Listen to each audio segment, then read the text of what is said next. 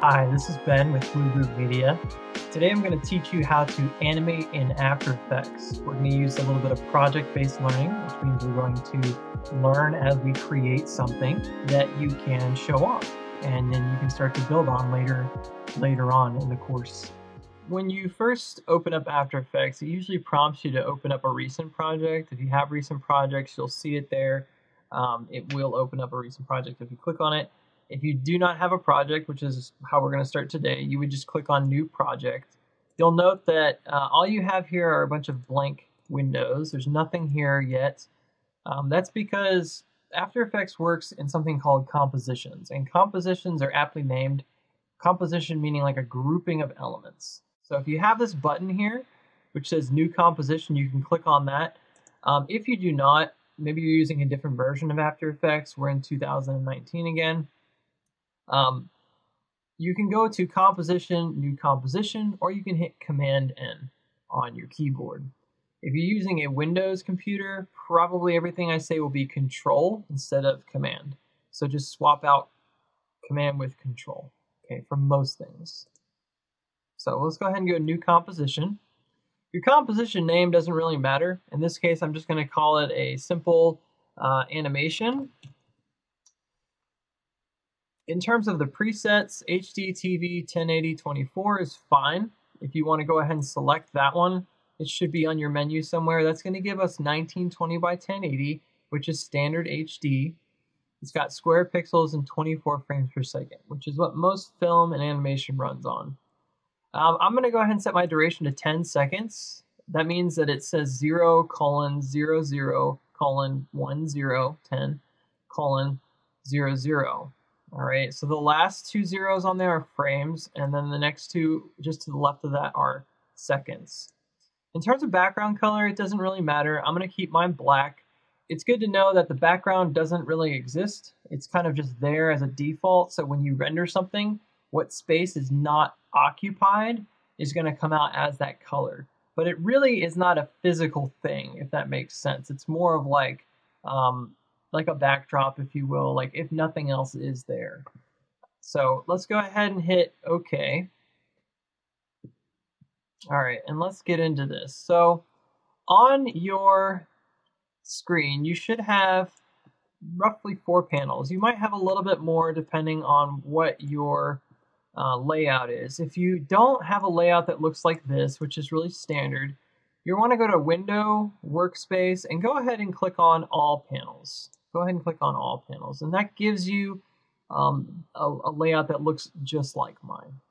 Okay, let's go ahead and let's get started. So the top panel here is the composition panel, and most of your compositions will be visible right up here. There are some options for how you view this panel that are right below. On the left-hand side is the project panel. This is where all of your assets will be stored, MP3s, videos, images, etc. Basically, anything that you want to use in your animation can be stored here. The composition is also going to be stored here because you can have multiple compositions, and we'll get to that later. Down bottom is your timeline, and this is where we're going to be working today mostly with our animation. So first thing we're going to do is create an object to animate. Up at the top, you'll see a toolbar. We're going to create a shape, and you'll note that there's one that says probably rectangle tool. And if you click and hold, that's a left click and hold, you can go ahead and select ellipse. We're going to work with a circle today. And all we're going to do is click and drag on our composition panel, and I'm going to hit Shift and hold Shift. This is standard across most Adobe programs. If you're clicking and dragging an object, you're transforming it. If you hold Shift, it locks the proportions. In this case, it creates a perfect circle. And I'm going to create my circle. There you go. And then I'm going to move that circle into a starting position. So first things first, if I click on this circle, or if I deselect this circle on accident, I can reselect it by clicking either down here on the timeline, this blue indicator, or I can click on the object itself by using the selection tool, which is hotkey V. and I can select the circle itself using that selection tool. I'm going to move this over to the left-hand side, and then we're going to be ready to start animating essentially. Down bottom here, we're not going to fiddle with anything we don't need. So what I want you to do is go ahead and collapse the little contents menu by clicking the little arrow next to it. And then we're going to look at transform. When you click this transformation drop-down arrow, you're going to get a lot of new options. So on here you have anchor point, position, scale, rotation, and opacity. Again, we're not going to get into all of these today. We're just going to focus on position. So animation is a change in value over time. So that means that if we start at 0 seconds, right, and our timeline says 0, this is where it's at. We want it to move across the screen, maybe to about 9 seconds. We want it to move over here. Okay, we want it to change over time. So as time is moving forward, it's moving across the screen. In order to do that, we use something called keyframes. And keyframes is part of the lineage of animation. Specifically, it began with 2D animation. The first keyframed animation was by Winsor McCay. It was Gertie the Dinosaur. You should look that up. It's really neat to see where it started. Keyframing is different than what we would call straight ahead. And so one of the 12 principles of animation is straight ahead versus keyframing. In straight ahead, what I would do is I would move it slightly, incrementally over time, right? And as I move it over time, I'm kind of working linearly to get it to where I want to get it, right? Eventually, it would get it over here. With keyframing, what we're doing is we're setting a starting position at 0 seconds and an ending position at 9 seconds. And then we would determine what happens in between, or in this case, the computer will determine what happens in between. But with classical animation, we're going to do keyframing first, then we're going to do breakdowns and in-betweens.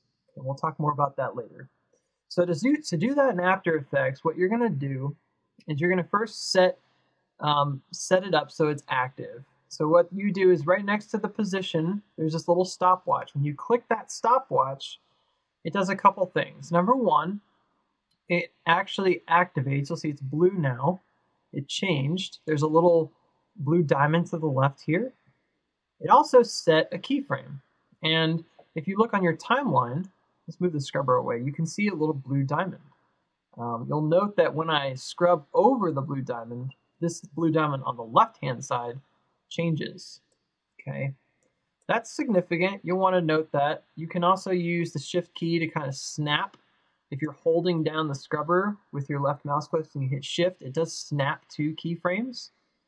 Okay, and that could be very useful for us later. I'll probably mention it again. So we have one position set. So right now we just told After Effects, here's where I want this to be. These are the coordinates right here, 180 and 484. Okay, 180, 484, your X, Y coordinates. These are the coordinates that I want it to be at 0 seconds, and it's storing it in that little keyframe. So then we're going to use the scrubber. We're going to go to 9 seconds. And we're just going to move this over. And by default, After Effects has what's called auto key. An auto key means that when you change the time and the value, meaning the position, in this case, because we're working with position, it will actually set a keyframe for you. So we didn't have to do anything else. All we did was move the scrubber and then move our object. If for some reason it didn't work for you, you may want to double check to make sure you actually set that first keyframe, okay, that you didn't do anything wonky by like deleting it. If you click this stopwatch again, it will erase your keyframes. So keep that in mind. It deactivates them and it disregards the information, okay? So be careful about that. Don't click the stopwatch again unless you want to wipe it clean, all right? So now we've created our first animation. It's moving from 0 seconds to 9 seconds across the screen. If I hit spacebar will render it out. Rendering is the process of your computer's processing essentially the information for you and then putting it onto the display visually. That's rendering in this case. Now it's very slow, it's very boring, but it's animating, okay? If I were to go into the middle here and just play around with this, let's go to like 4.5 seconds roughly. And I were to click and move this, you'll see that it actually changes the motion path. I've added another keyframe. So now instead of going directly from here to here in a straight line, it's going to stop first, almost like a via point, right? It's going to stop first here. And this is what would be called a breakdown. Okay, if this is a keyframe and this is a keyframe, this would be a breakdown. It's like, how are we getting from keyframe 1 to keyframe 2? We're going down and up. We could change it and we could even go past the original point. Note that if you want to change that breakdown, you have to be on that breakdown. If you were to go slightly, let's just zoom in. This is the zoom feature down bottom. These little mountain and valley looking things, little mountain peaks. If you were to be slightly off and I move this, I've actually created another keyframe and it's going to look like a weird pop, right? You don't want to do that. So in order to avoid that, I'm just going to click on this blue diamond, hit delete. You have to make sure you're on that keyframe. This is why I was saying, like, if you hit shift, it can be helpful to sort of snap to the frame if you're zoomed out, right? It does snap to it. You'll also note that this blue diamond is lit up. That's a good indicator. I'm always looking at this when I'm trying to adjust keyframes because I want to make sure that I'm on the keyframe. So now that I'm on the keyframe, if I click the position, now it's going to move that position. Okay, and I can make it go wherever I want it to. Okay. I could also use these if I want to. I can click and drag on the blue. That'll also move that keyframe up or down. All right, but there you have it. So now we have an animation. I'm going to zoom out on my timeline here. Again, this is this little feature down bottom. And there we go. It's a really slow moving, well, it looks like the moon or something. Or the Death Star, I guess, right? It's very slow moving, it's very boring. Nothing really exciting about it, but that's okay. We're just learning how to operate. Great, now you know how to animate, position in After Effects. If you liked that video and you want to see more, please like and subscribe. In the next video in the series, we're going to be going over rotation, opacity, scale change, anchor points, and a little bit more just to get you more involved in animating in After Effects. Appreciate you guys watching this video. Cheers. Have a good day.